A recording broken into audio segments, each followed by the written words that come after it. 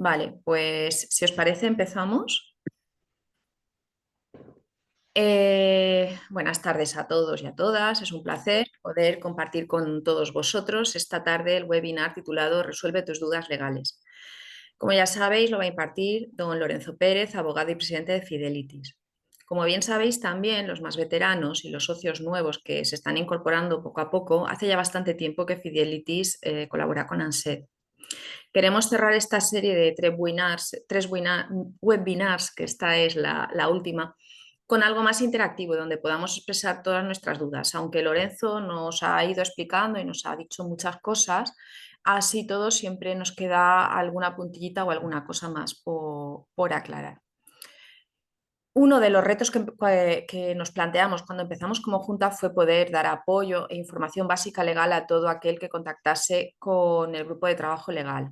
Lo hemos intentado, pero bien es cierto que dependiendo de las circunstancias y de la comunidad autónoma y de la sintomatología de nuestros socios es muy complicado todo.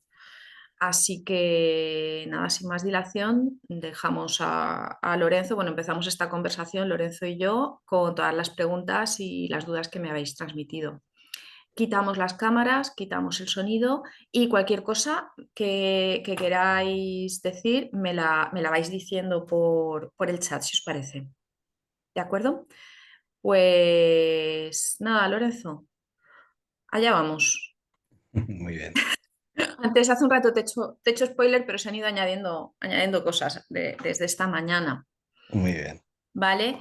Una de las primeras cosas que esta no es una pregunta que me hayan hecho, pero sí es una pregunta que yo me hago, es Mm. cosas que tenemos que tener en cuenta cuando nos dan una baja y en el caso del síndrome de Ehlers-Danlos se puede prever que es larga, porque como tiene tantas patologías y tantas sintomatologías, nos solemos quedar cortos con el, no con el año de baja, porque al final suele ser un año y medio. Tenemos los 365 días y después nos dan una prórroga más de 6 meses.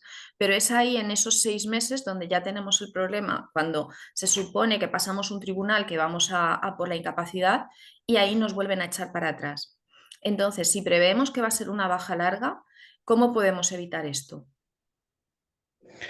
Bueno, es que hay un error de base en todo esto y es que existe una leyenda urbana, que esto es muy común y que es lo que casi todo el mundo que nos llama y nos consulta nos dice, ¿no? Y es que para solicitar una incapacidad permanente hay que agotar el periodo máximo de baja, ¿no?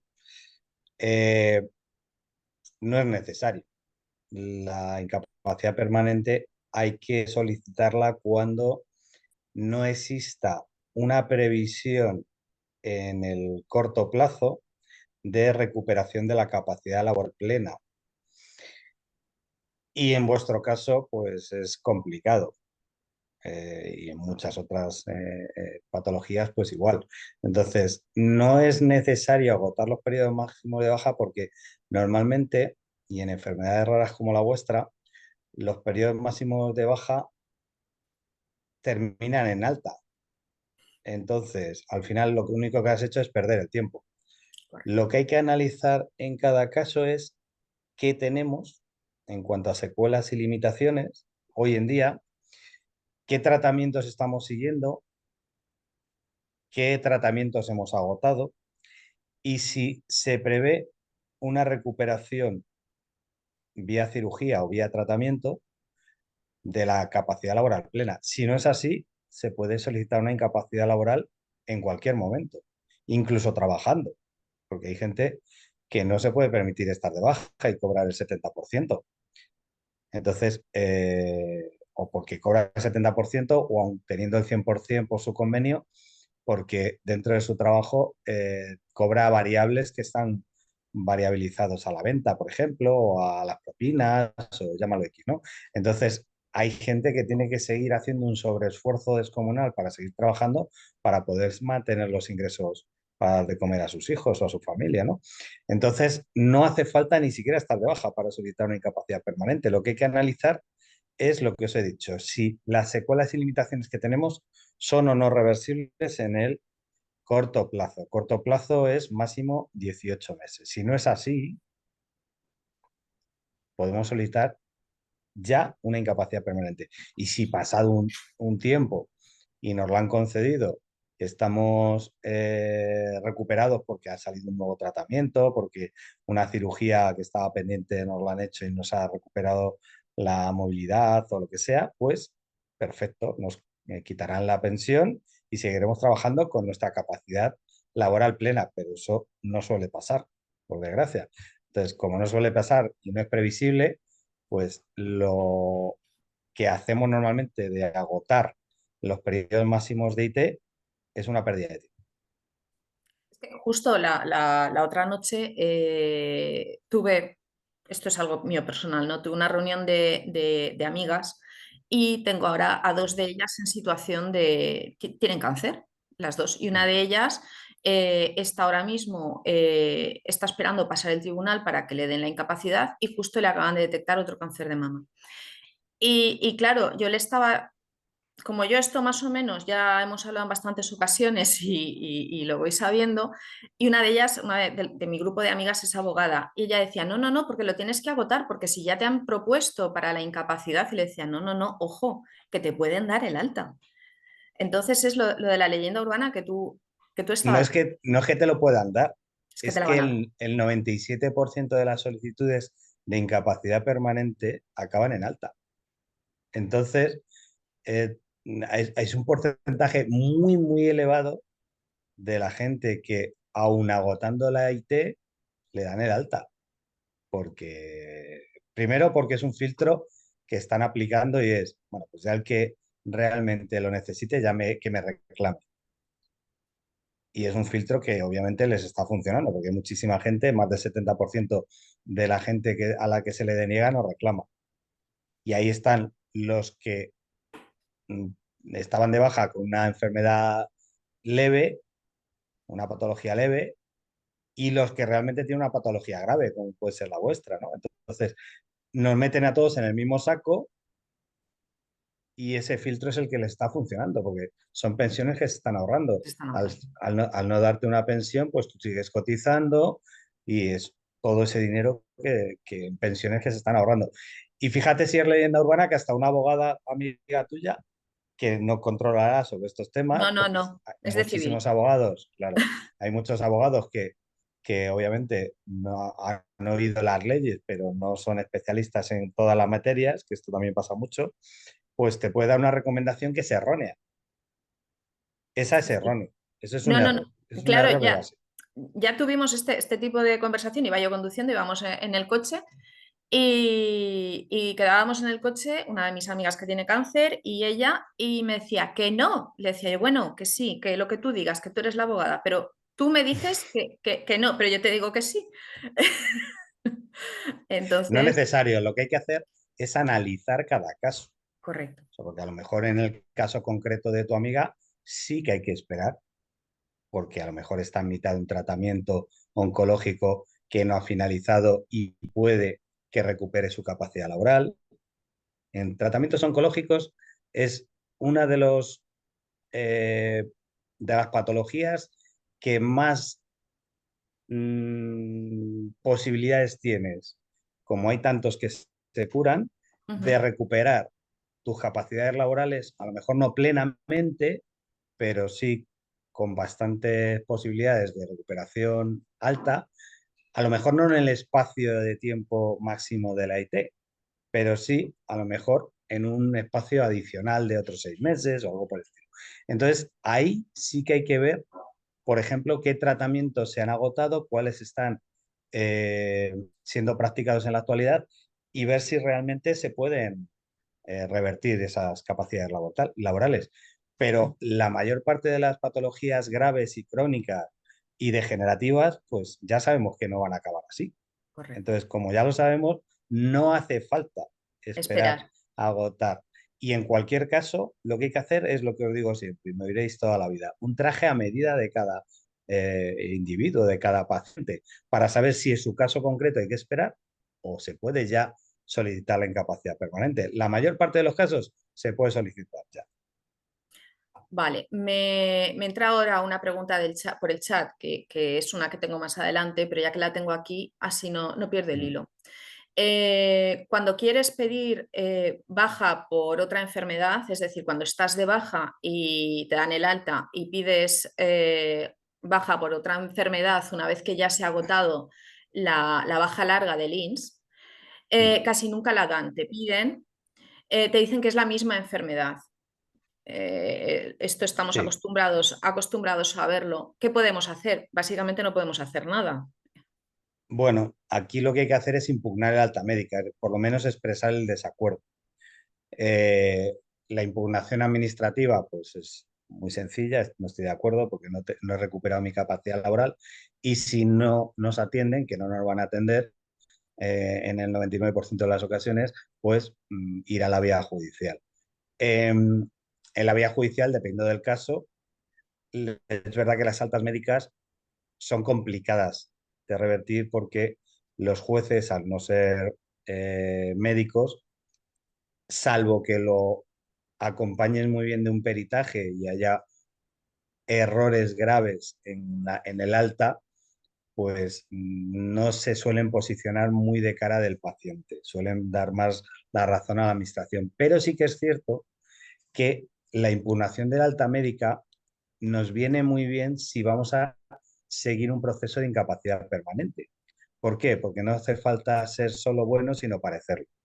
Entonces, si tú no impugnas una alta médica, parece que estás de acuerdo con que has recuperado tu capacidad laboral.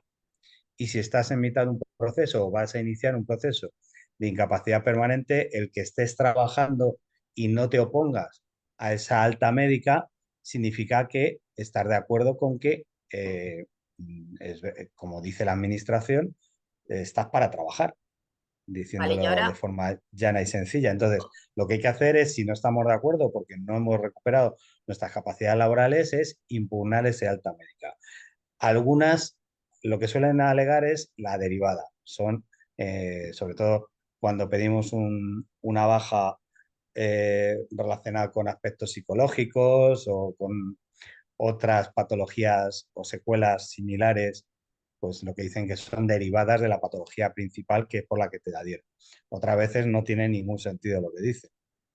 Hay que ver cada caso también. Entonces, también para ver si se puede o no llevar a la vía judicial, porque a lo mejor es suficiente con que lo impugnemos en la vía administrativa si estamos en un proceso de incapacidad permanente o queremos iniciarlo, ¿vale? ujú, Solamente para expresar ese desacuerdo. En cualquier caso, si es un error, porque hay veces que te dicen que no te la dan porque es una derivada y está muy claro que no lo es, se gana en los tribunales de justicia. Pero claro, ya te tienes que meter ujú. a, a llevar el caso ante un tribunal de justicia, a meter una demanda y si te has puesto a trabajar, pues bueno, pues tendrás ciertos efectos económicos, pero no todos. No, ya has perdido ese tiempo, por así decirlo, porque después de un año que has estado trabajando, pues ¿quién te devuelve ese tiempo que podías haber estado descansando, ¿no? Y recuperándote bien de tu enfermedad. Bueno, pues eso es como está el montado el sistema, es complicado, pero bueno, lo que hay que hacer es verlo en cada caso, Ujú. porque en cada caso os recomendaremos una cosa. Y la impugnación, nos pondríamos en contacto rellenaríamos los formularios, buscaríamos los formularios y se presentarían en la Online se Seguridad pueden Social. presentar, sí, sí, sí. Se pueden presentar online si tienes el certificado digital Ujú. y si no, pues en la Seguridad Social y presentas tu impugnación de alta médica y ya está. O sea, es sencillo porque la impugnación no hace falta darle, me refiero al documento administrativo, no hace falta darle un formato jurídico consistente, es decir, no tienes que hablar de leyes ni nada por el estilo. Es decir, la primera impugnación es básicamente, señores, me están ustedes dando el alta cuando no he recuperado mi capacidad laboral plena. Sigo teniendo esta secuela, esta limitación. Punto. Con eso es Y, suficiente. claro, pero mientras se resuelve nos tenemos que incorporar a trabajar, si no nos despide la empresa. Disfrutar de vacaciones si las tenemos acumuladas y si no, claro, te tienes que incorporar a trabajar, porque si no te arriesgas a un despido. claro, Sí, sí. es que, es que no puedo trabajar, pero me tengo que presentar a trabajar. Por eso es muy importante lo que hablamos al principio, no perder el tiempo, porque es que a lo mejor ese año y medio que hemos perdido previo, porque nos han dicho que tenemos que agotar el periodo máximo de baja para soltar la incapacidad permanente, a lo mejor en ese año y medio ya hemos conseguido la incapacidad permanente. Vale, Y por eso digo que es un error muy común, pero bueno, pues al final, sí, es que, fíjate, primero es lo que corre por todas las redes. O sea, tú te pones a leer y todo el mundo te dice lo mismo. Luego, si vas a un abogado, también te dice más o menos lo mismo. Y por supuesto, si preguntas en la seguridad social, te van a decir exactamente lo mismo. Agote usted su periodo de baja y ahí ya le dirán si le dan una incapacidad permanente. Entonces, no es necesario. Esto es un error porque nos hace perder tiempo. De hecho, son procedimientos paralelos. Es decir, tú puedes perfectamente estar de baja y solicitar tu incapacidad permanente. Eso no significa que te vayan a dar de alta. ¿Me explico? Es decir, tú sigues con tu baja, que puede durar un año y medio o lo que dure, y paralelamente corre tu proceso de incapacidad permanente. Con lo cual no estás perdiendo ese tiempo, lo estás ganando.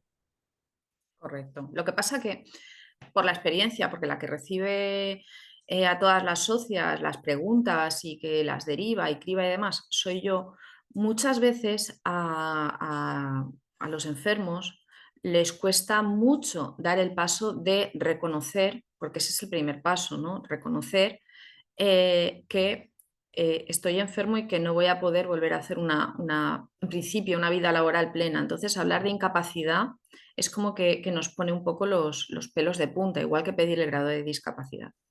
Es algo que nosotros también nos tenemos que mirar un poco por nuestra parte de culpa porque es algo que nos para muchísimo. Vale, tengo otra pregunta por aquí. ¿Lorenzo? Uy, creo que hemos perdido a Lorenzo. Hola, Lorenzo. Disculpadnos, pero creo que Lorenzo se ha salido sin querer. A ver si vuelve a entrar.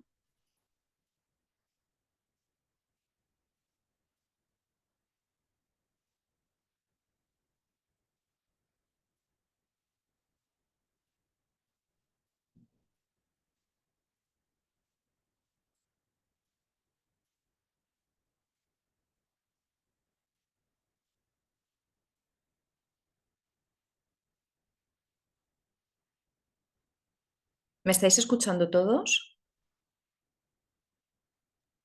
Sí, perfectamente. Vale, Sí, vale, perfecto. gracias. Perfectamente, sí. Vale, vale, es que no sabía si era problema mío o problema de Lorenzo. Ah, aquí lo tengo. Vale. Se ha ido la conexión, no sé por qué, pero se había ido Claro, la claro, conexión. estaba preguntando si era cosa tuya o era No cosa. sé, no estoy seguro, pero vamos, lo que sé que no se oía o se oía a medias Vale, vale. y luego de repente se ha ido esto. Que me estabais haciendo una pregunta Sí, si se puede pedir una incapacidad sin estar trabajando. sin estar trabajando, ¿te refieres a desempleo? En desempleo, entiendo que será desempleo. Bueno, se puede solicitar siempre que estemos de alta o asimilado. Es decir, asimilado es en desempleo, por ejemplo. Vale, ¿Vale? Entonces, si estamos en desempleo, no hay ningún problema. Es un asimilado al alta, con lo cual vale perfectamente. vale. Vale. También podemos estar, si no estamos en desempleo, pero habiendo cumplido con las cotizaciones.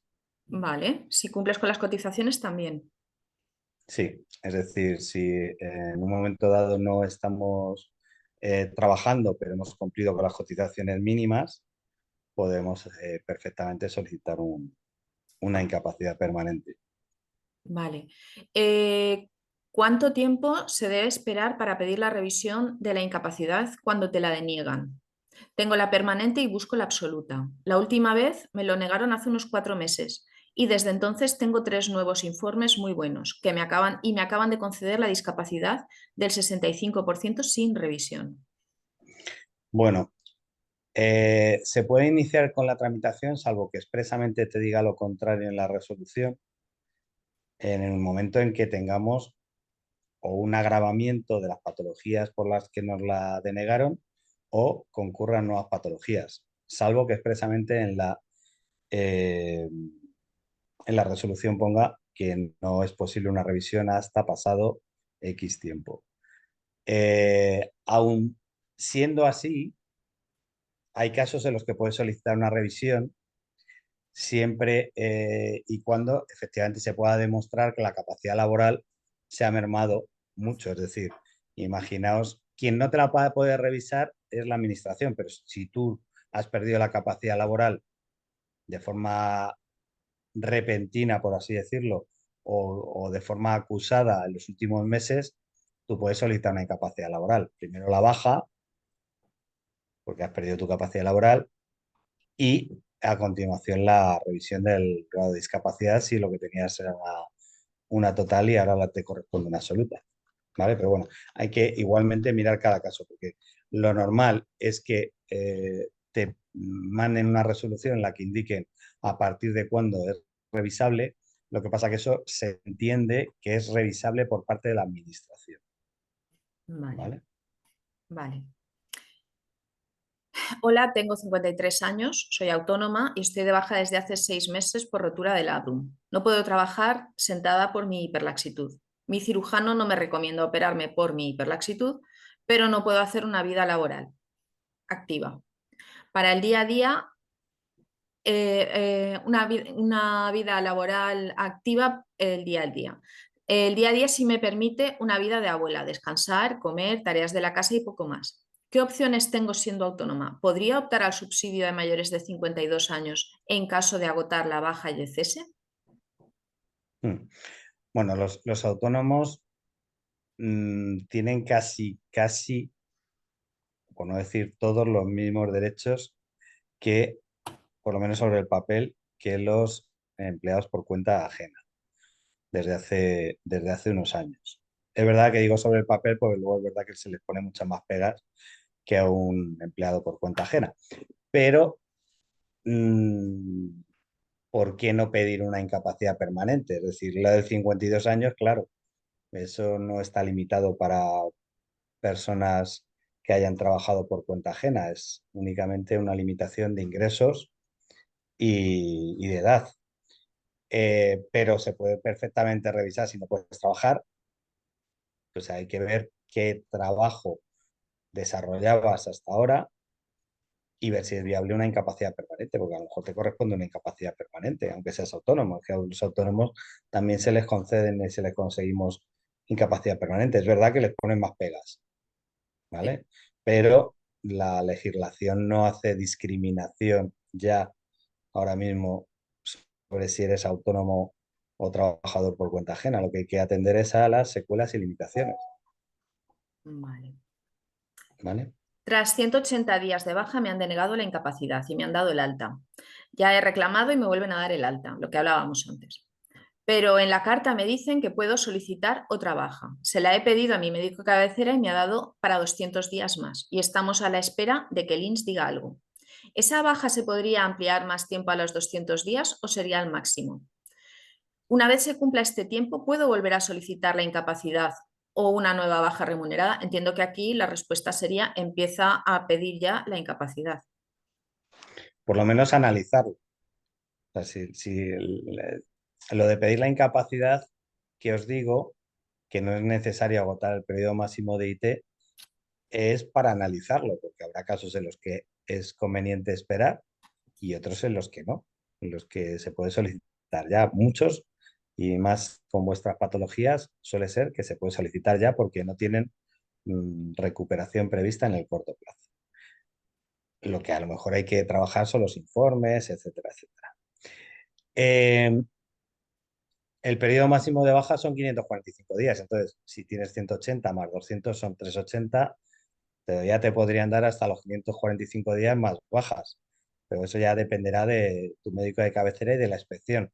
cada vez están recortando más los periodos de baja y la incapacidad permanente, como os decía antes, no va vinculada a la incapacidad temporal, no va vinculada a la baja, con lo cual lo puedes pedir con independencia de que estés de alta, de baja o de que te hayan ampliado el plazo o no. Es algo que puedes hacer de forma paralela.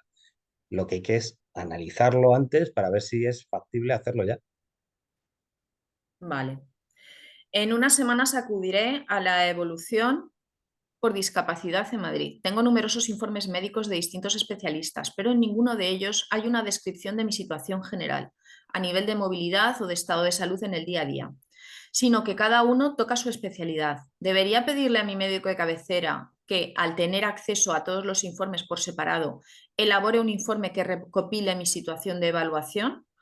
¿O no es algo que haga y debo explicarlo yo en persona el día de la evaluación? Entiendo que sí, que debe de pedirlo a su médico de cabecera.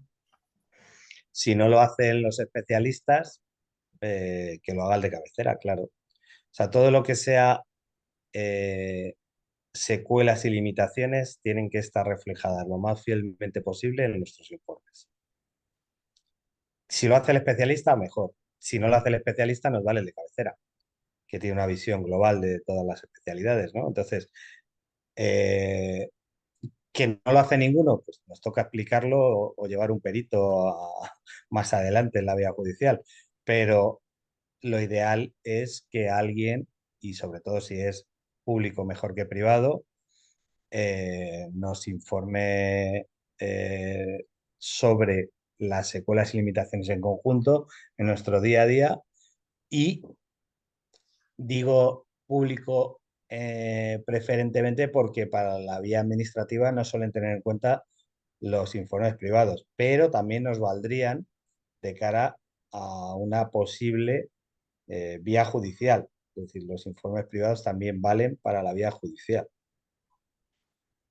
Muy bien. Tengo varias enfermedades, una rara, el Ehlers-Danlos, otra invisible, la fibromialgia, y otra del neurodesarrollo, TDAH. Mm. ¿Podrías explicar si estas enfermedades en el tribunal se valoran juntas o por separado a la hora del baremo? Y si se considera que tener varias agrava tu estado de salud o esto no se tiene en cuenta. Bueno, en la vía administrativa no lo suelen tener en cuenta. La suma de patologías en la vía administrativa, digamos que ellos lo que van a valorar es, sin más, pues cómo afecta, si estamos hablando de incapacidad laboral, a tu vida laboral, y si estamos hablando de discapacidad, pues al resto de aspectos de tu vida, incluida la laboral, ¿no? Entonces, jurídicamente tiene la suma de patologías cuenta, y hay jurisprudencia que sí lo avala. Si no es lo mismo una persona ciega, que tiene sus limitaciones y sus secuelas, que una persona ciega y sorda. Pues digamos que se potencian las limitaciones eh, debido a las secuelas de ambas patologías. Entonces, la suma de patologías cuenta, pero a nivel jurídico, a nivel médico, por así decirlo, pues cuentan más de forma individualizada. Sí que deberían tenerlas en cuenta, pero no las suelen tener en cuenta. Pero sí que es interesante el poder tener esa visión global de la suma de patologías. Vale. He empezado con la gestión de discapacidad, pero parece que tengo pocos informes y estamos a la espera de tener más. Así que me he desanimado un poco con lo de la incapacidad porque me imagino que sucederá igual. Trabajo como pinche de cocina en un hospital de Madrid. Se friegan ollas enormes y se coge peso. Tengo el suelo pélvico caído grave con todos los problemas que ello implica, inestabilidad cervical y craneoaxial y médula anclada con las ciáticas y lumbalgias en cuanto trabajo 2 días. Hace años que no consigo trabajar más de 4 meses seguidos, con mucho esfuerzo. Me tengo que poner una prótesis en la mano izquierda y una doctora me ha recomendado que aguante todo lo que pueda para hacer vida normal. Me apaño, pero no puedo trabajar en la cocina con la rizoartrosis. Estoy muy preocupada porque veo que con lo lento que va todo, me pongo en los 18 meses de baja y me mandan a trabajar. No sé qué hacer. ¿Algún consejo? Bueno, no son importantes la cantidad, sino la calidad de los informes. O sea, no, con un informe bueno puede ser suficiente como para conseguir una incapacidad permanente o un certificado de discapacidad con el grado que nos corresponde. Por eso te digo que no hace falta tener muchos informes. Lo que tienen que ser es que sean buenos, Buenos. ¿vale? Entonces, si para lo que nos estás describiendo, por ejemplo, en incapacidad permanente, tenemos un solo informe, pero es bueno, que explica cómo las secuelas y limitaciones de tus patologías te impiden realizar tu trabajo en la cocina, pues es que con un informe bastaría, ¿vale? No hace falta tener 27 informes. Para la discapacidad, pues lo ideal es tener uno de cada especialista, pero también bueno, es decir, no hace falta llevar 27 informes. Vuelvo a repetir, al final lo importante es que los informes sean buenos, que estén lo más actualizados posible y que reflejen lo más fielmente posible las secuelas y limitaciones, punto. Eso es lo que tenemos que tener claro y si tenemos esto claro, pues hemos avanzado mucho. Vale, aquí tenemos otra pregunta parecida.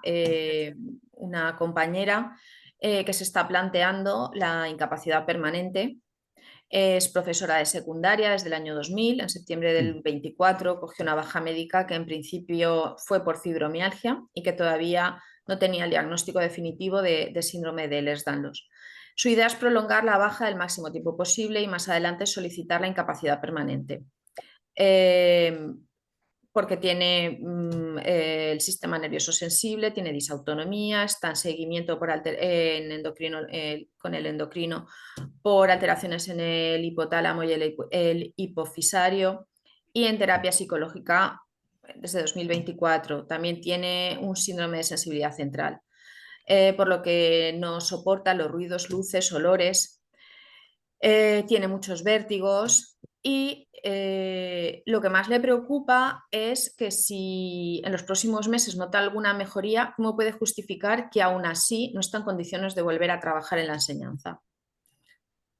Entonces, pregunta cómo podría prolongar su baja actual y qué debe hacer para reforzar su solicitud de incapacidad laboral permanente. Bueno, aquí lo que habría que preguntarse es por qué quiere alargar la baja.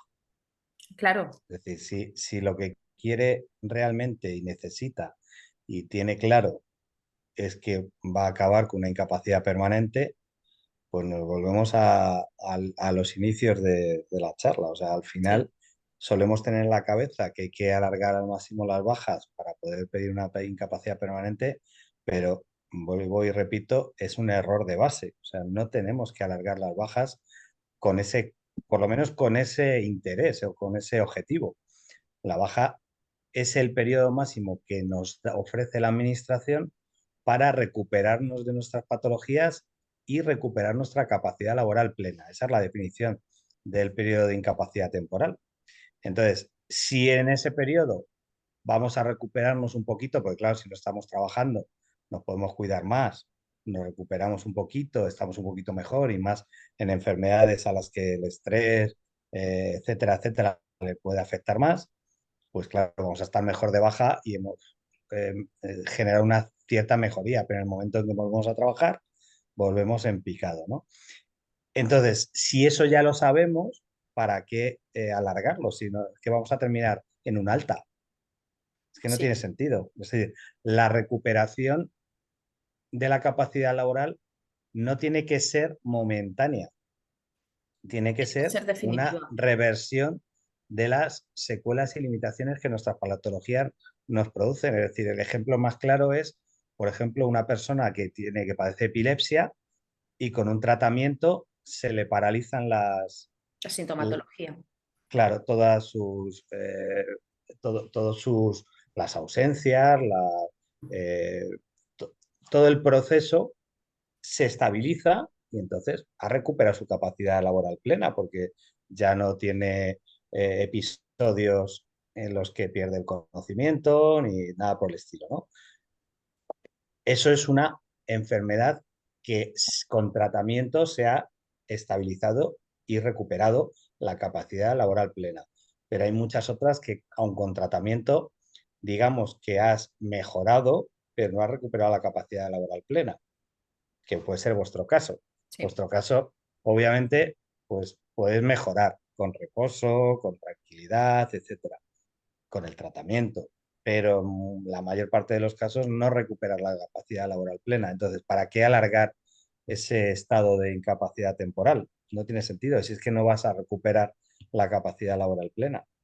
Sí, puede ser que tengas una temporada mejor, que puedas hacer algo, Claro. pero claro, en este caso la misma persona me pregunta que si no dar, que teniendo la incapacidad, una vez que tenga, si consigue la incapacidad, ¿hay algún tipo de incapacidad que le permita seguir haciendo actividades relacionadas con el arte, como artoterapia o dar cursos, ya sea como autónoma o con otra figura legal compatible con la incapacidad permanente?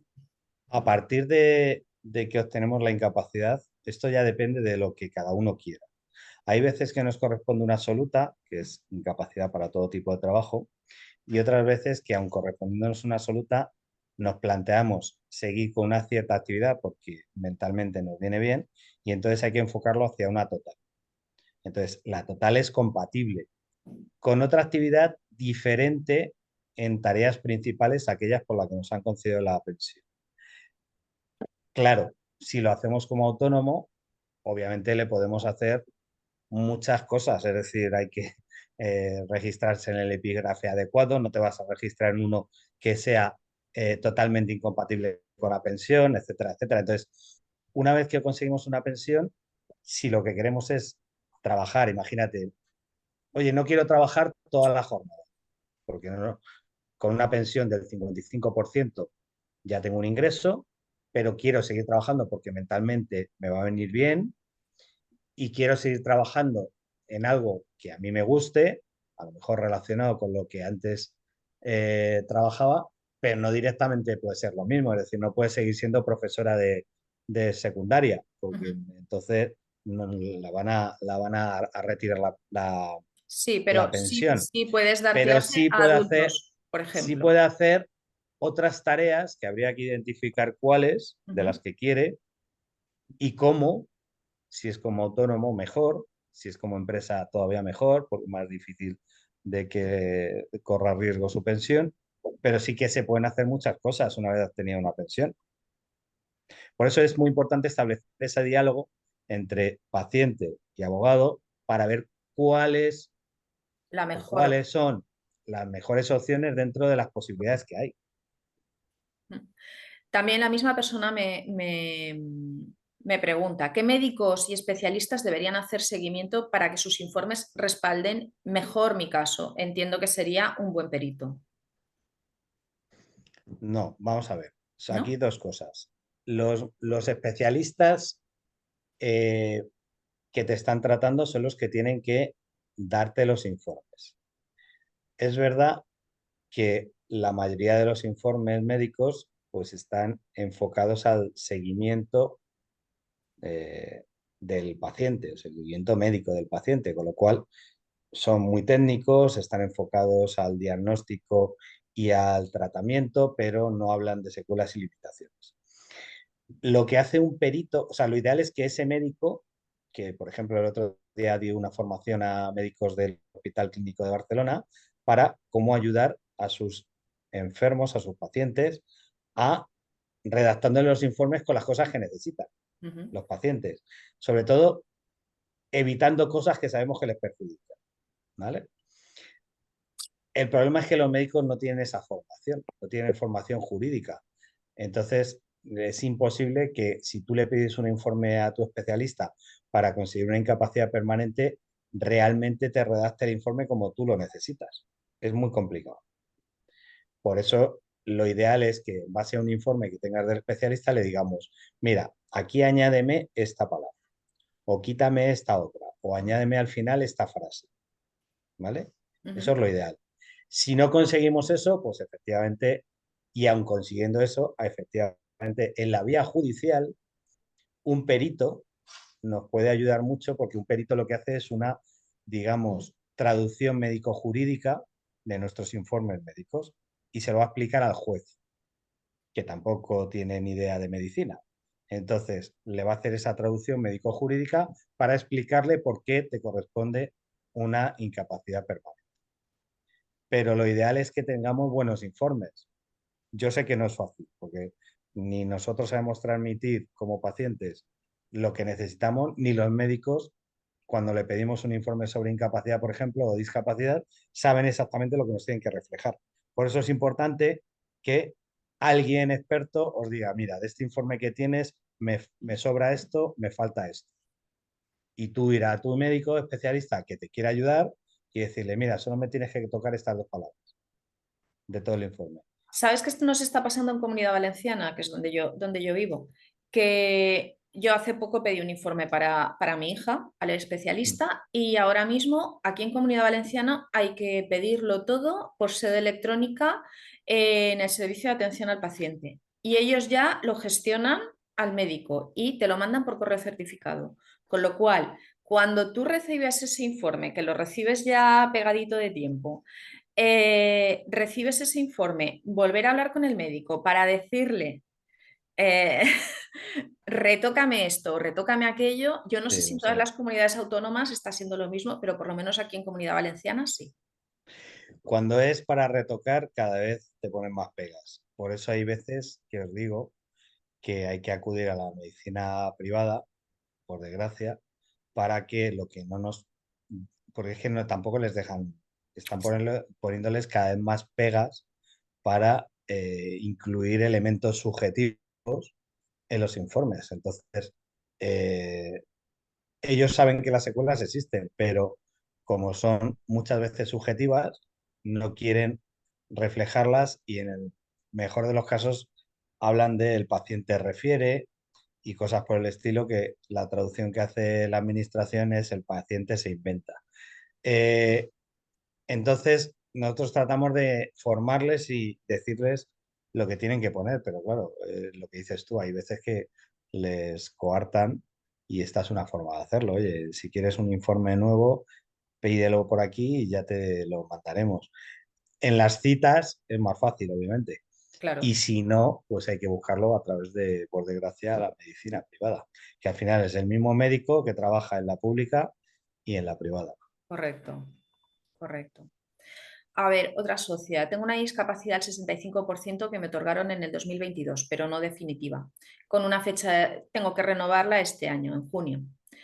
Por otra vía, me han otorgado la incapacidad permanente absoluta en enero de este año. Quería saber si es necesario renovar la discapacidad o no, una vez ya tengo la incapacidad permanente. Por Bueno, otro lado, Ah, dime. no, no, que creía que había terminado. Dime. Vale, vale. Por otro lado, me han comentado que automáticamente tengo reconocida la misma discapacidad del 65% por la incapacidad permanente absoluta. Y por otro lado, me indicaron que es del 33%. Quería saber si la discapacidad equivalente por la incapacidad permanente absoluta es del 33 o del 65. Y también si por esta discapacidad equivalente puedo seguir todos los beneficios que tenía con la discapacidad como hasta ahora, como la ayuda en el transporte, el impuesto en vehículos, etcétera. O si merece la pena solicitar la renovación de la discapacidad que expira en junio. Mira, la equivalencia es del mínimo del 33. Si no la renueva, tendrá efectos para el mínimo del 33. Eh, si lo que quiere es mantener el 65 por los beneficios fiscales superiores que tiene el 65 frente al 33, por ejemplo, tiene que pedir una revisión. O sea, tiene que seguir con la revisión. Si no, van a darle el mínimo del 33.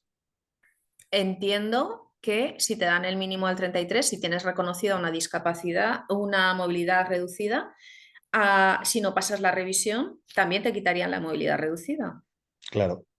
Es que el momento en que no pasas la revisión, si no es definitiva, te pueden rebajar todos los efectos. Y como los efectos que te reconocen solamente son sobre el papel, Ujú. a efectos de empleo y a efectos de fiscalidad, pero solo del 33, pues el resto lo pierdes. Luego tendrías que pelearlo. Entonces, mi recomendación es que pase de nuevo la Que lo revisión. renueve, Sí. que lo renueve. Vale, y las empresas que contratan a personas con discapacidad reciben una subvención mayor cuanto más alto es el grado de discapacidad del empleado. Bueno, ahí depende. depende. Hay certificado de discapacidad, normalmente hay dos tipos, el 33 y el 65, ¿vale? O sea, entre esos dos rangos luego hay leyes nacionales y autonómicas. Entonces hay que ver en cada caso qué es lo que está bonificándose. Normalmente con el certificado de discapacidad es suficiente, el mínimo del 33, como para que la empresa se bonifique por lo menos los seguros sociales. Luego hay adicionalmente algunas, sobre todo, subvenciones directas relacionadas con 65% en adelante, y en otros casos también lo hay con enfermedades mentales, discapacidad intelectual, del 33 en adelante. Entonces, hay que ver en cada comunidad cuáles son los beneficios que aplican para las empresas, porque lo que no suele tener mucha diferencia es entre un 33 y un 42, por ejemplo. O sea, Ujú. eso da igual. Donde suele haber diferencias es si tienes entre un 33 Y el y un 65. 65, ¿vale? Ahí suele haber diferencias. En enfermedades sensoriales o físicas.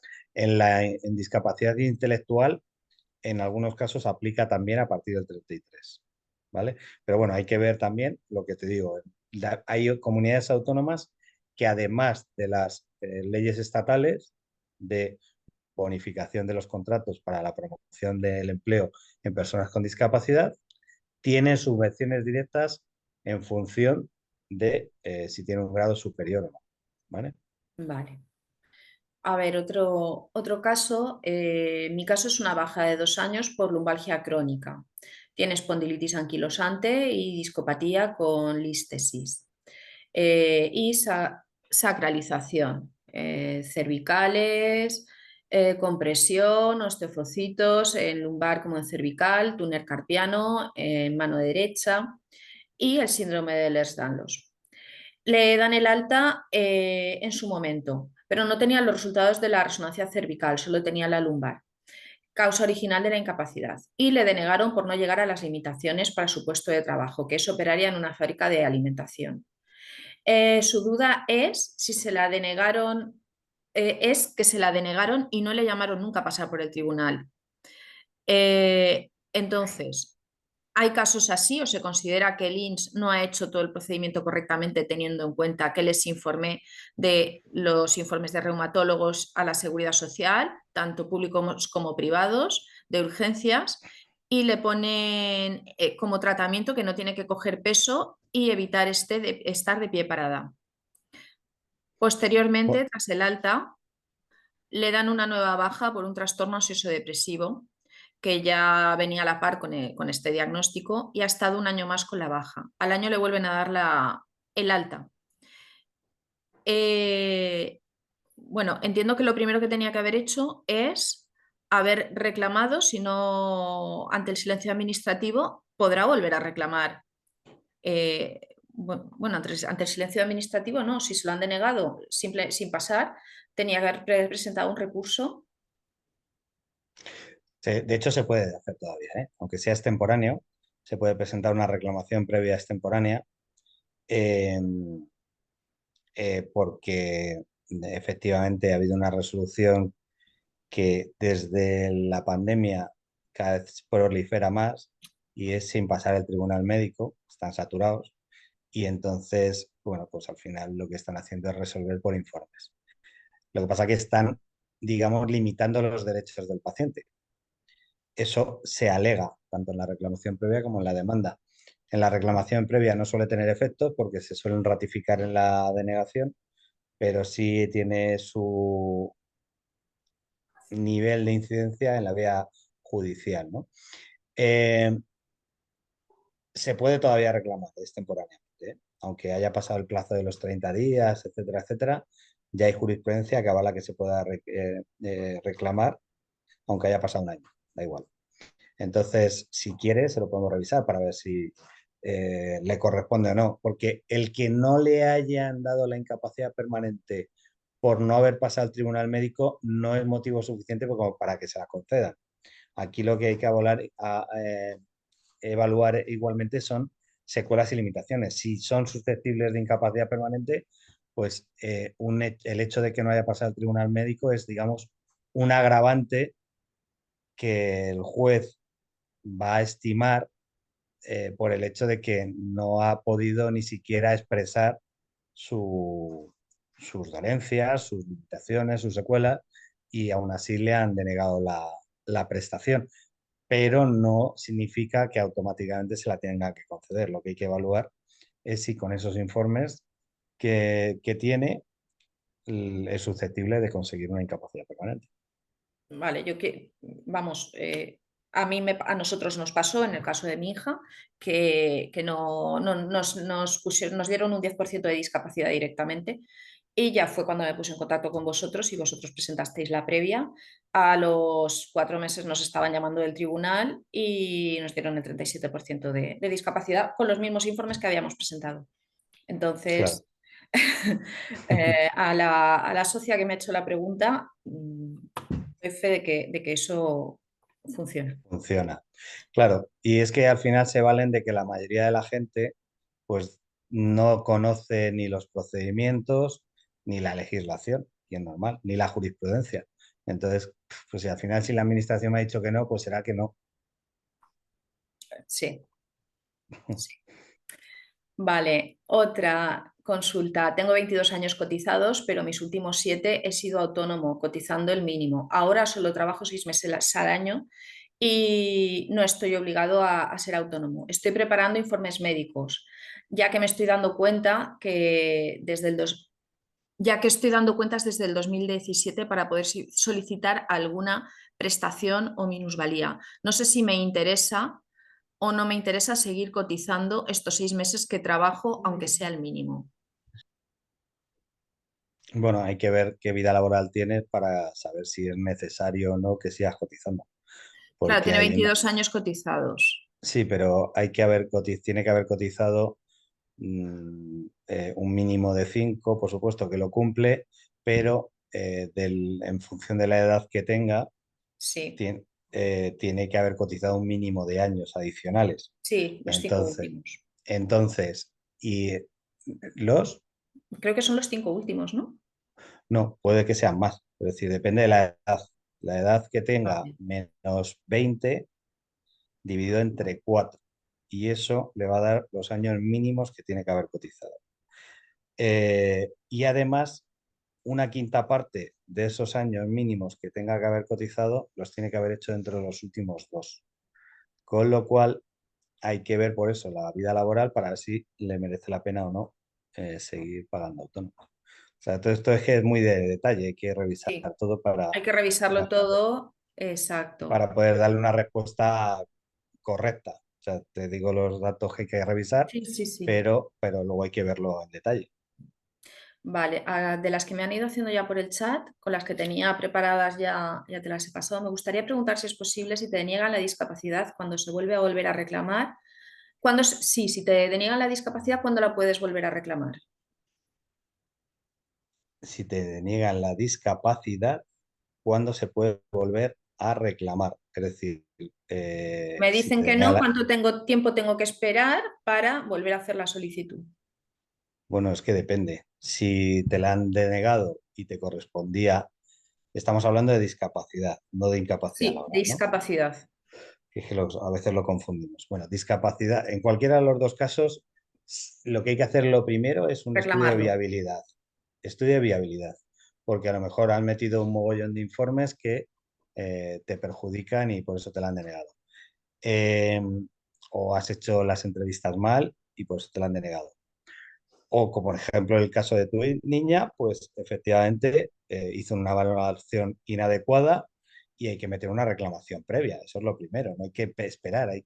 Tenemos que meter una reclamación previa si es que era viable. Nosotros cuando vimos el caso de tu hija, pues efectivamente era viable reclamar y metimos la reclamación previa. Si no es viable reclamar, te diremos no reclames. Vamos Exacto. a esperar a que tengamos los informes adecuados. Eh, entonces, no hay que esperar. Realmente se puede reclamar, aunque haya pasado el tiempo que marca la ley, que son 30 días, Ujú. desde la denegación, 30 días hábiles, se puede hacer una reclamación extemporánea, Sí, ¿vale? lo has comentado antes. Entonces, lo que hay que hacer es revisar el caso, analizar si es viable o no y no hay que hacer falta esperar. Si es viable, se reclama y punto. Tanto la discapacidad como la incapacidad laboral. Vale, la misma persona me dice si te conceden la discapacidad, a partir de qué porcentaje hay un beneficio para la jubilación. Para la jubilación, entiendo que se refiere a poder jubilarte de forma anticipada. Entiendo que sí, porque Bueno, la jubilación por coeficientes reductores es a partir del 45%, pero vuestra enfermedad no está listada, con lo cual en el listado de enfermedades del Real Decreto.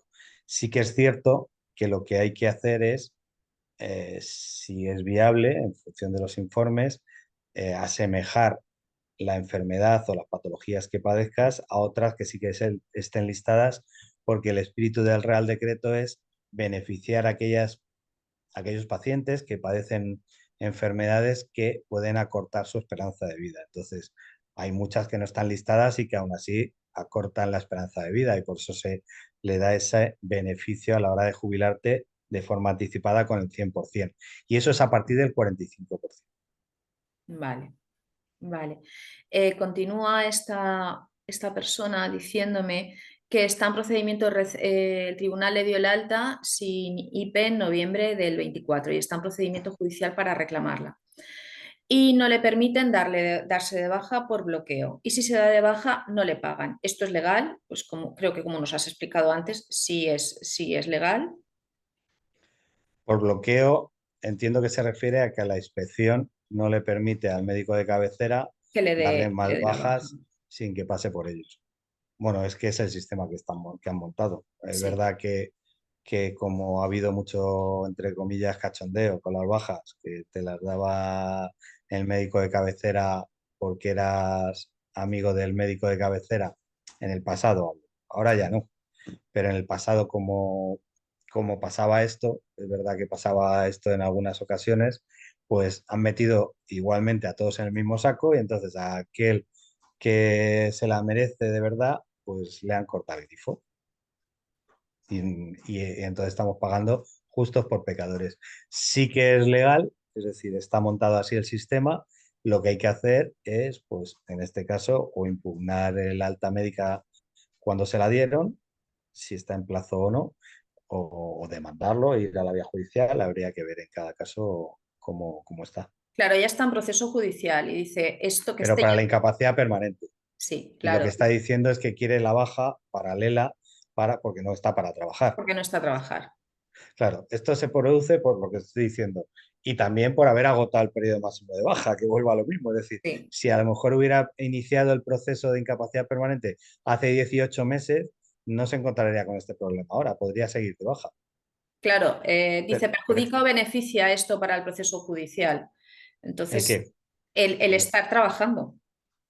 el estar trabajando, a ver, en la vía judicial se puede perfectamente justificar por lo que he dicho antes. Al final, si me pagan el 70% en una baja de larga duración, o si directamente me han dado el alta porque hago tal periodo máximo de baja, es que no me quedan más narices que irme Si a quiero seguir trabajar. comiendo, trabajar.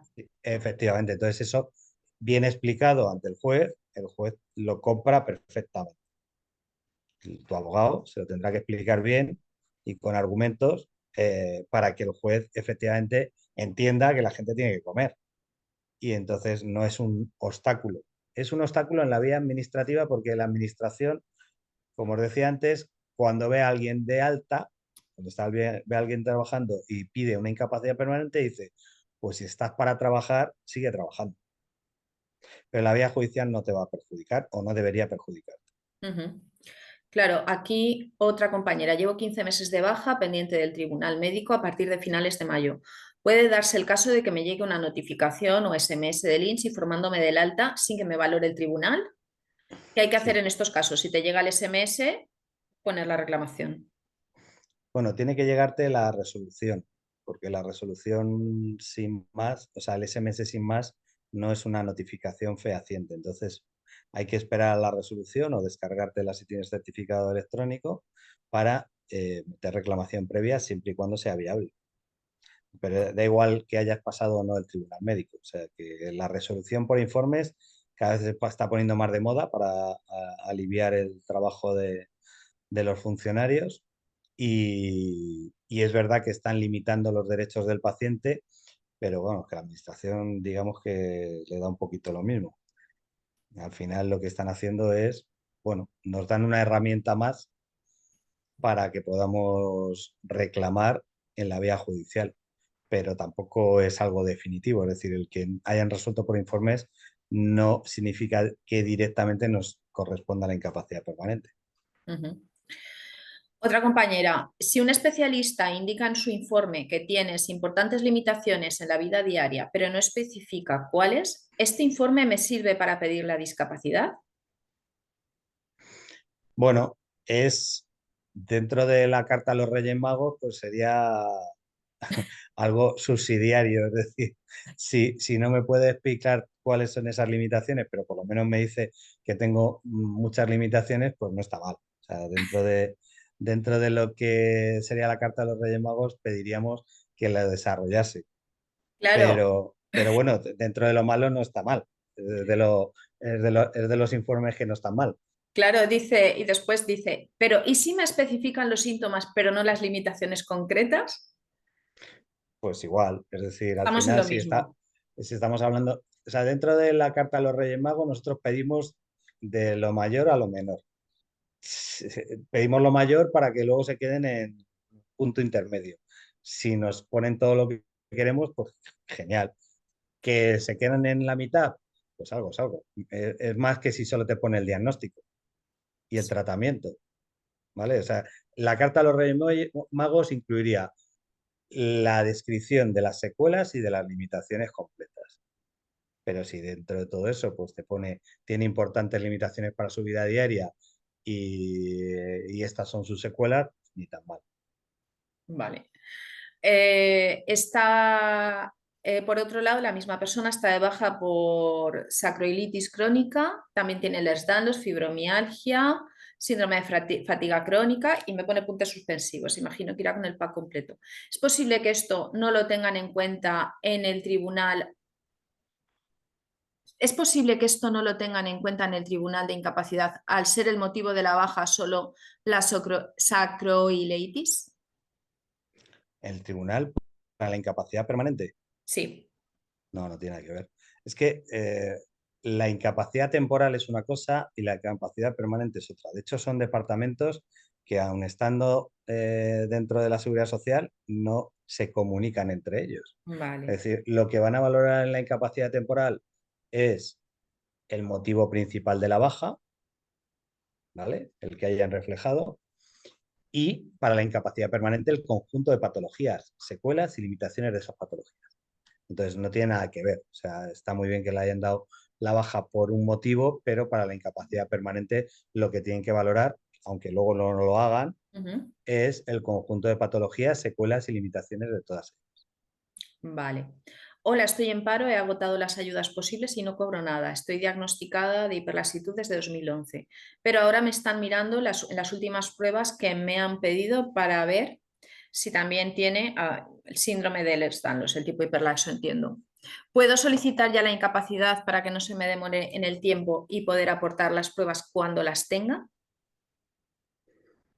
Eh, pues hay que Sería analizarlo. valorarlo. Claro, hay que Sería hacer un valorarlo. estudio de viabilidad y ahí te diremos, mira, sí, ya lo puedes pedir o no, vamos a esperarnos a trabajar bien los informes para que sea viable. Claro, me dice, solo tengo 10 años cotizados. Soy administrativa y me veo imposible trabajando con 49 años. ¿Qué puedo hacer? Es que no sé cuándo los ha trabajado. Entonces 10 tenemos que ver años, la 10 vida. años. No, sí, Sí. ¿cuándo? ¿Cuándo? Claro. Porque dependiendo de cuándo los haya trabajado, a lo mejor sí le sirve. Si han sido recientes, le va a servir. Si son de hace 10 años, no le va a servir. Vale. O sí, pero bueno, tendríamos que ver la vida laboral. Vale. Aquí una compañera me dice, cuando un médico te dice que tienes, por ejemplo, el Ehlers-Danlos y en el informe, en cambio, pone que presenta una sintomatología compatible con el síndrome de Ehlers-Danlos, Eh, ¿Qué podemos hacer? Porque entiende que se protejan entre ellos los médicos, pero que este tipo de informes, a ver, no podemos hacer nada, porque si te lo ha dicho de boquilla y después en el informe ha puesto que presenta sintomatología compatible con, ante eso, si no está por escrito, no podemos hacer nada. Bueno, es que realmente el nombre y apellidos de nuestro diagnóstico nos da lo mismo. Lo que importa es que se reflejen bien secuelas y limitaciones. La legislación española no es de diagnósticos, es de secuelas y limitaciones. Entonces, que dice que es compatible con el Ehlers-Danlos, pero no diagnostica el Ehlers-Danlos, nos da igual. Siempre y cuando refleje fielmente secuelas y limitaciones que tenemos, pues como si dice que tenemos coronavirus, me da igual. Si lo importante es, y se ha equivocado en el diagnóstico, me refiero, que lo importante es que el informe refleje bien secuelas y limitaciones, porque es que lo que se va a valorar en para la incapacidad permanente no es el diagnóstico, son las Sino secuelas y las las secuelas. limitaciones. Entonces, me da igual que lo ponga así de ambiguo, no es lo ideal, pero tampoco afecta demasiado a nivel jurídico. Vale. Otra pregunta. ¿Las empresas tienen acceso al motivo de tu discapacidad? De discapacidad, no. No. Si tú no se lo quieres comunicar, le tienes que presentar el certificado, pero no las patologías.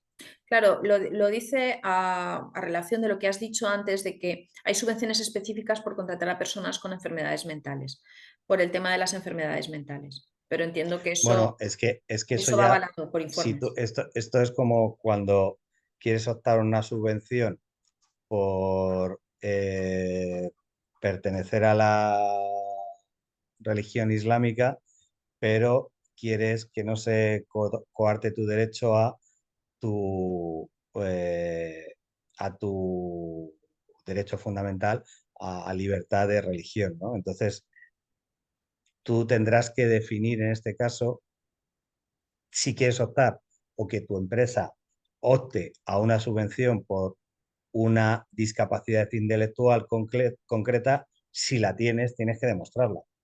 Si no, obviamente no. Es decir, si estamos hablando en términos única y exclusivamente de discapacidad, no hace falta que tengan ni el historial médico, ni por qué, ni los motivos, ni nada por el estilo. Únicamente el certificado Certificado de con el discapacidad. numerito. Si es por una discapacidad intelectual, sí que hay que acreditar que es por una discapacidad intelectual, porque si no, la empresa no va a optar a ese tipo de subvención. No sé si me explico, Sí, sí, sí, sí, sí, sí, ¿vale? correcto. En la jubilación anticipada por discapacidad, una discapacidad mayor del 65% y ayuda de tercera persona, ¿se puede hacer algo cuando el INS considera que un grado 2 de dependencia no conlleva ayuda de tercera persona y te niega la jubilación? Bueno, es que todo lo que es discapacidad, incapacidad y dependencia van, corren de forma paralela, pero no son vinculantes, salvo lo que tiene que ver con discapacidad y el mínimo de, perdón, incapacidad permanente y el mínimo del 33, que va inmediatamente correlacionado. La discapacidad y la dependencia no vinculan la incapacidad y viceversa. Entonces, no tiene ningún sentido, porque además la dependencia también la otorga y concede un organismo público y te reconoce precisamente la necesidad de terceras personas para actividades básicas de la vida diaria y por lo tanto a nivel jurídico lo usamos muchísimo, ¿vale? Eh, pero en vía administrativa no lo relacionan y por lo tanto no lo vinculan. Es decir, por mucho que tú tengas reconocido una dependencia grado 2, ellos no te van a querer decir en el grado de discapacidad que tienes una necesidad de ayuda de terceras personas. Y viceversa. Si te la han reconocido en discapacidad, a lo mejor el ayuntamiento decide que en lugar de darte un grado 2 de dependencia, no te da nada O más que el nada, grado 1 o ninguno, o nada. ¿vale? Entonces, no están directamente vinculados ni relacionados, corren de forma paralela y jurídicamente lo usamos, por ejemplo, para pedir una gran invalidez, usamos mucho la dependencia, claro, tiene todo el sentido del mundo. Y para pedir una gran invalidez, si tenemos un certificado de discapacidad del 65 y necesidad de ayuda de tercera persona, lo utilizamos, pero no es vinculante jurídicamente. Correcto, porque son vías distintas totalmente. Miden cosas diferentes y como miden cosas diferentes, no son jurídicamente vinculantes, pero sí que nos ayudan. Ante un juez es fácil explicar, oiga, señor juez, es que estos señores, otros parecidos que son de la administración, aunque sea de la administración local, le están reconociendo que necesita ayuda de terceras personas. ¿Cómo que aquí no le dan una gran invalidez estos señores de la Seguridad Social? Y nos ayuda. Pero bueno, que sepáis que no tiene una vinculación directa, salvo lo específicamente reconocido por ley, que es el mínimo del 33% del reconocimiento de una incapacidad permanente. Esta pregunta me parece muy interesante. ¿Por qué las limitaciones de movilidad cuentan mucho y otras limitaciones, como todas las que provienen del insomnio o del tipo digestivo, no tanto?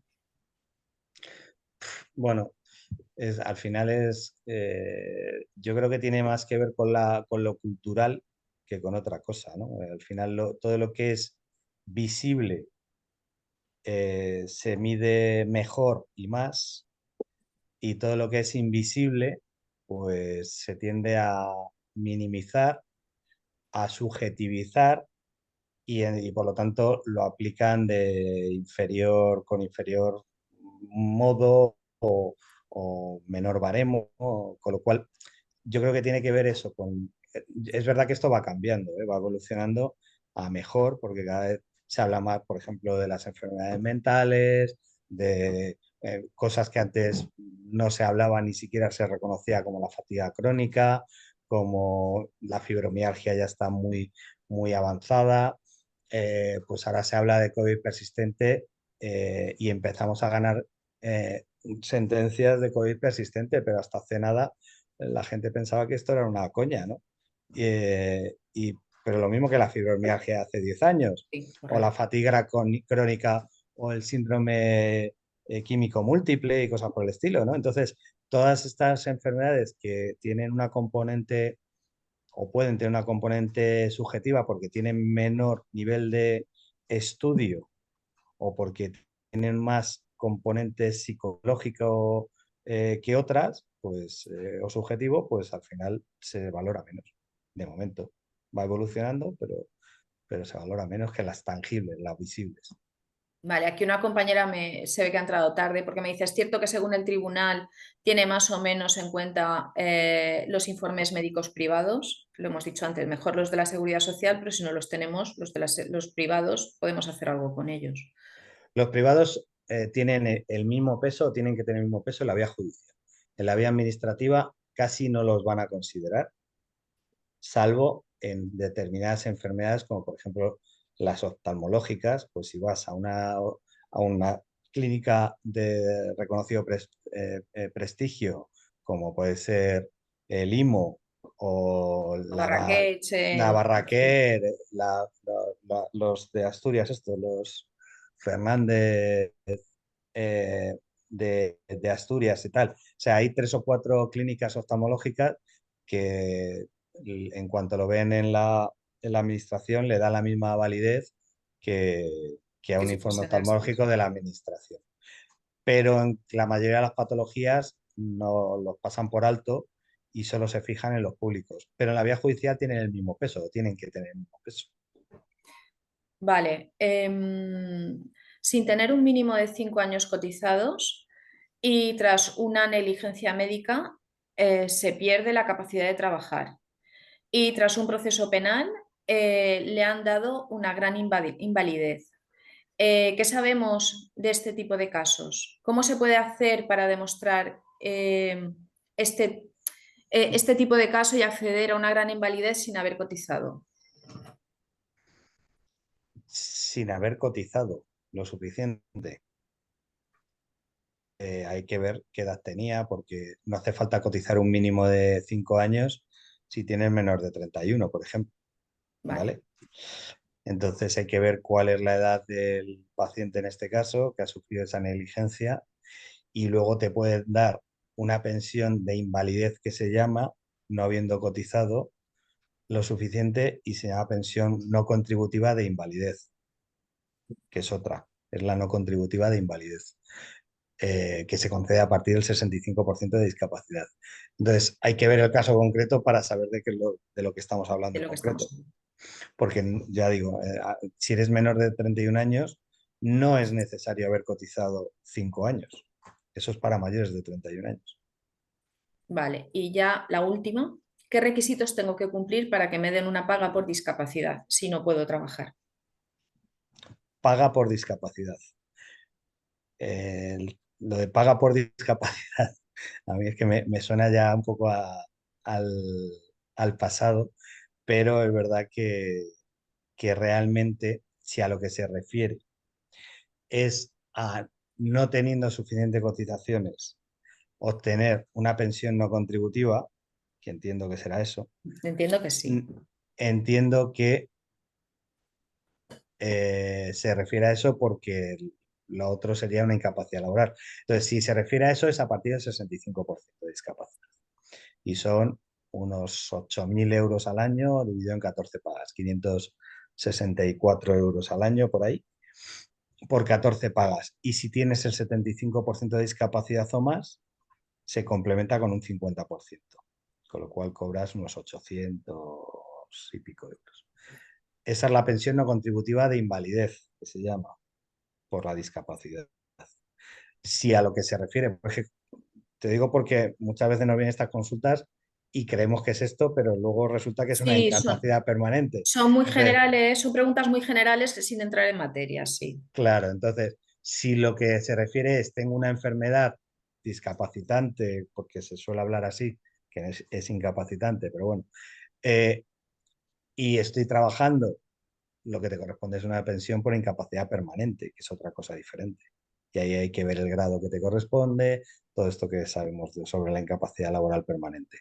Pero bueno, que hay que ver el caso que en Ujú. concreto, si es la no contributiva, es decir, si no he trabajado suficiente, no he cotizado suficiente, a partir del 65%. Vale, a ver si me refiero a la discapacidad de no haber cotizado suficiente, no me refiero a la incapacidad. Vale, pues Vale. entonces esto que estamos diciendo, 65%, que para este año son eso, casi 8.000 euros al año en 14 pagas, y si tienes más del 75% más, se complementa con un 50%. Vale, ya la última porque acaba de entrar ahora. Pertenezco a clases pasivas con 20 años cotizados. Si me dieran la incapacidad permanente, denegada previamente y en un proceso judicial actualmente para conseguirla, ¿me quedaría la pensión del 100%? Sí, sí, porque en clases pasivas la total es igual que la absoluta. Entonces, en clases pasivas te corresponde el 100%, aunque te la declaren total. Vale. Pues nada, Lorenzo, muchas gracias. Ya te Nada, dejamos tranquilito por una temporada que te hemos tenido aquí unos 6 meses liado.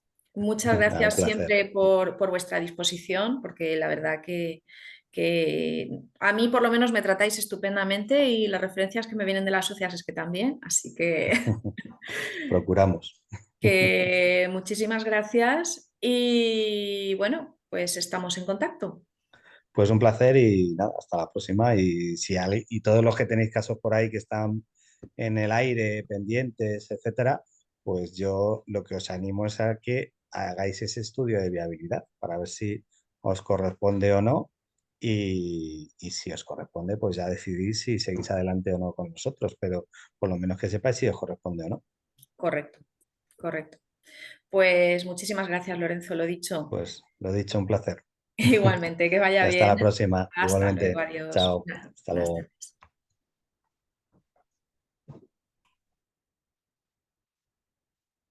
Bueno, chicas,